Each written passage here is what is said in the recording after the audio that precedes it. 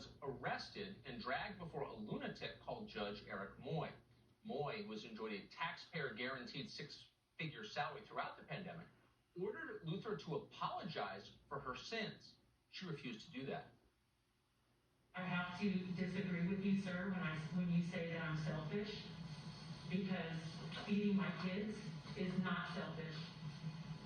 I have hairstylists that are going hungry because they'd rather feed their kids.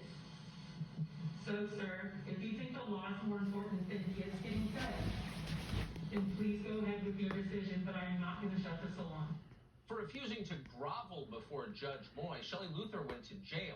Just a month later, the same Dallas authorities who aggressively shut down her business and allowed looters to plunder the city's downtown had changed their view. They were all for getting outside and protesting. After getting out of jail, Luther came on this program to discuss her experience and her goal of helping other business owners survive the lockdowns. Here's what she said. You don't look like a criminal. Hard to believe you actually went to jail. You're the only people in America who went to jail. All the rapists are getting out. What did you learn from the experience?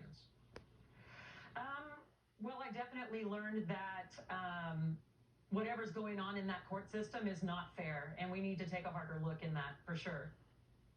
Yeah, I mean, you were lectured by a judge, a Harvard Law School graduate who likes fine cigars, who told you needed to apologize to him personally. You needed to grovel, genuflect, kowtow before his bench, or you'd go to jail. You refused. Why did you refuse?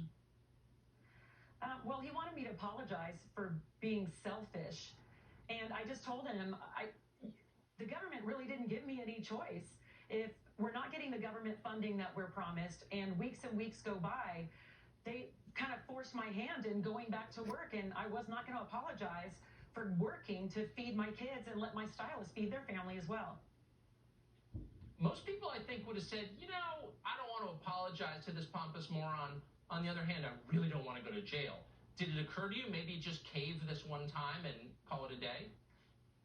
It never did. Actually, I talked to my dad before the ruling, and he was kind of trying to talk me out of it, and I said, I just can't, because so many people are relying on me right now, ex-war veterans, just thousands and thousands and thousands of people thanking me for standing up for what was right, and I felt like if I gave in, everything that we've done so far would be over.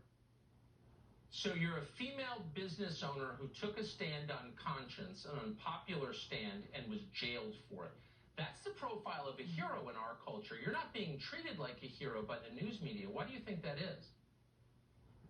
It's not all the news media, but a lot of them think that the money was a scam, the GoFundMe account.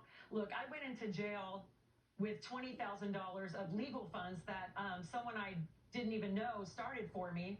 I was in jail 2 days, woke up, there was $500,000 in there. I had nothing to do with it. Not that I'm not grateful, and I want to plan great things with that. I've got my brand new charitable organization coming up called Courage to Stand, and we just put up our website, and I'm so excited to share that money and share my voice for people that are too scared to stand up themselves. Hundreds of so-called journalists at America's most so-called prestigious publications mindlessly obeyed and then enforced every government decree on coronavirus. Thanks to that, an unlikely hero for truth emerged in the middle of the lockdowns. Barstool Sports' Dave Portnoy will bring you our interview with him after the break.